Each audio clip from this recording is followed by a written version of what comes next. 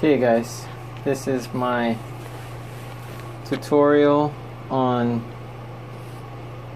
expert patching, because I've patched a lot of popped tubes. So basically the question of the day is how many patches are too much patches on your pop tube before you throw it out, because that's a real question of debate. I have rode around the whole entire island of Oahu with 4 patches on one tube and successfully rode around the whole island 112 miles, and that's a huge feat because everybody knows, right, if you live here, riding on Oahu, there's a lot of kiawe thorns and Hawaiian kryptonite, aka broken Heineken bottles, which can go through even my Specialized Armadillo tires, which are Kevlar based, and especially kiawe thorns from the kiawe tree, which the kiawe trees grow everywhere here. They can go through the Kevlar of the Specialized Armadillo tires, as well as the gator skin hard shell, super hard casing of the gator skin brand. So here's my expert tutorial on how to patch patches, because I know what the hell I'm talking about.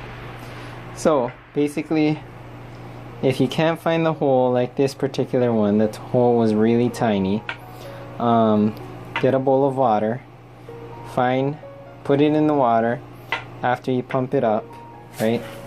Pump up your tube, of course, and then you'll see the bubbles.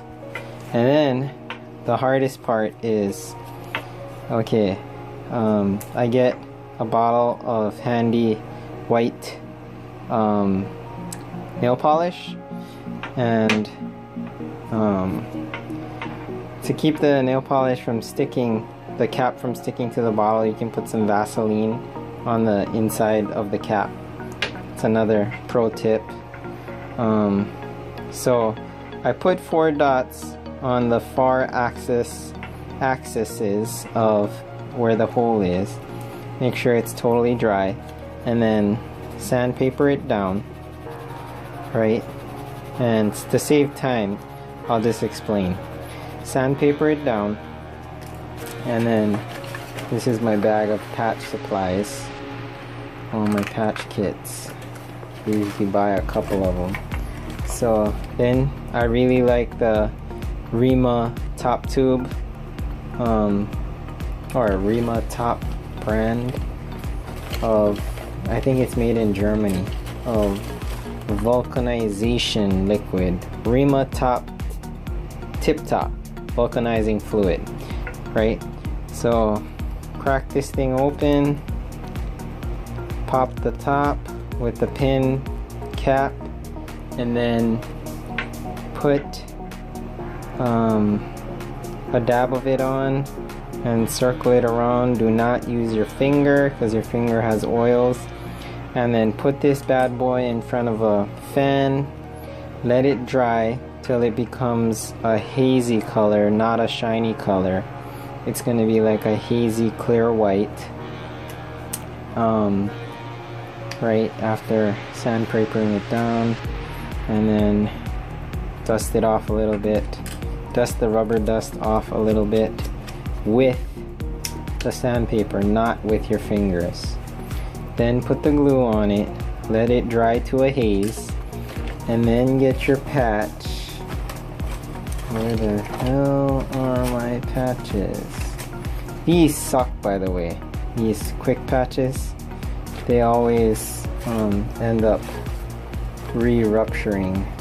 So okay, let me see if there's, oh yeah, right here, you go, boom. If you have a super huge hole like a snake bite, you might get away with a bigger patch, but for any typical one, use this one. Slap that bad boy on there after the glue has dried to a haze, and then what I do, I get a telephone book or a dumbbell and I put it on there and I let it dry like that. And another pro tip, when you put the patch on, okay, for example, you rip off this, right? Do not take the plastic off the rubber. Just put the thing on, and then while the glue is at a haze, and then put a dumbbell on it so it'll be drying under pressure, and that bad boy will be bomb proof. Yep. Do not ever take off this plastic film because you have the risk of ripping the edge off, which will make your patch fail. So that's how I'm able to make my patches bomb proof. You heard it here first, and thank you for watching. That's my vlog for today. How to make bomb proof patches that actually last and make your tubes last really long.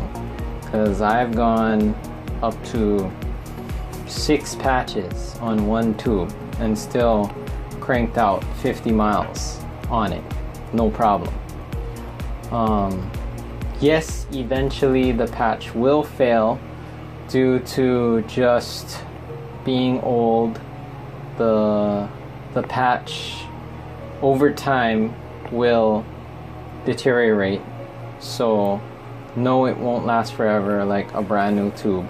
But if you're on a budget and you're just doing a regular training day, you didn't have time to get to the bike shop or a store that sold tubes, this is a quick way to do it. I'm not saying it's the best, I'm just saying it'll get you there. And if training is your whole deal, for the cheapest way possible, I'd highly recommend you employ this technique. Thanks for watching, and this is Bernard Doria, the vegan cyborg. Stay carved, smile through the miles. Peace. One other thing I wanted to add was, if you have deep section wheels like I do, SRAM S60s, then you can use one of these Problem Solvers valve extenders, and you can save a ton of money by getting the short valve stem option and then putting some plumber's tape on the edge, the joint where it screws onto the base of this this riveted section, right?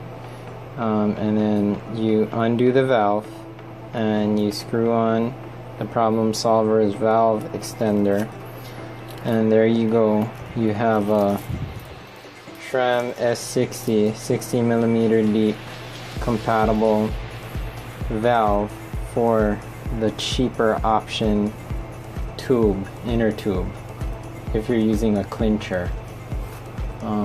And you wouldn't believe, you know, in a year's time, with the amount of money you save on tubes, it adds up.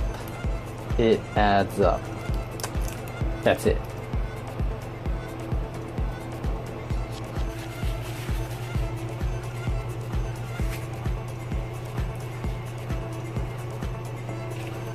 Searching for the hole on my second popped tube, and super easy to find if you have enough air in the tube, and if you have a bowl of water, it is like pretty much bomb proof.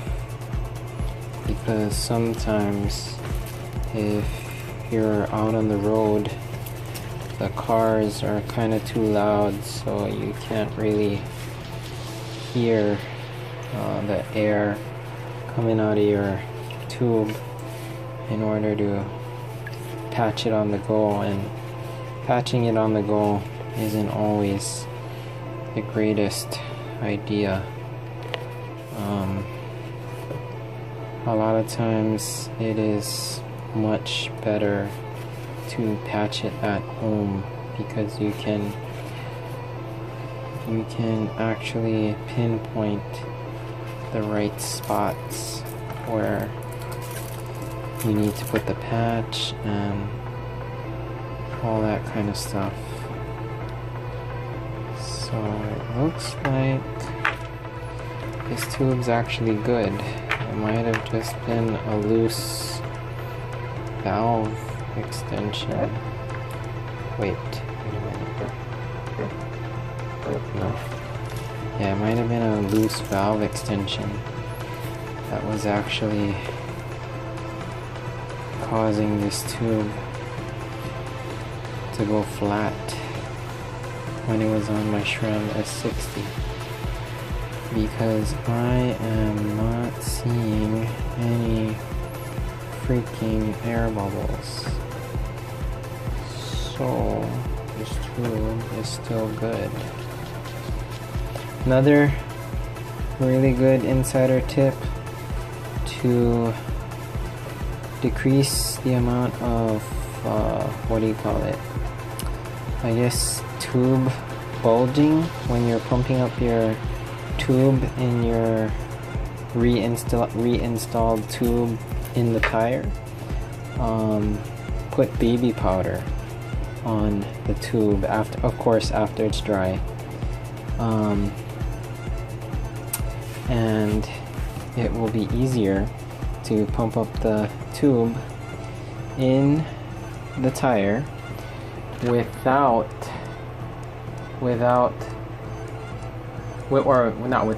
less chance of the tube bulging out the side of the tire, because the baby powder creates less friction as the tube is expanding inside the casing of the tire itself. Yeah, so yeah, try that out. Thanks. Chilling with the birdie.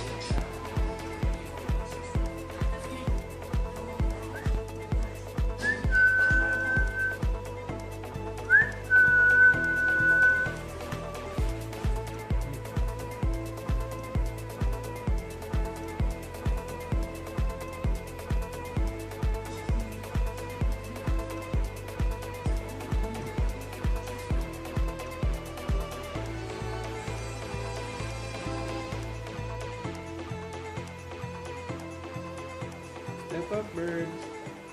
Step up. Step up. You got it. Up. Up.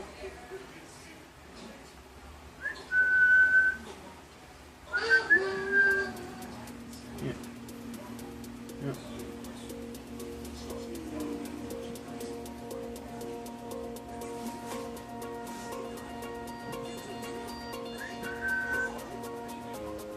Step up. You got it. Watch him flap his wings.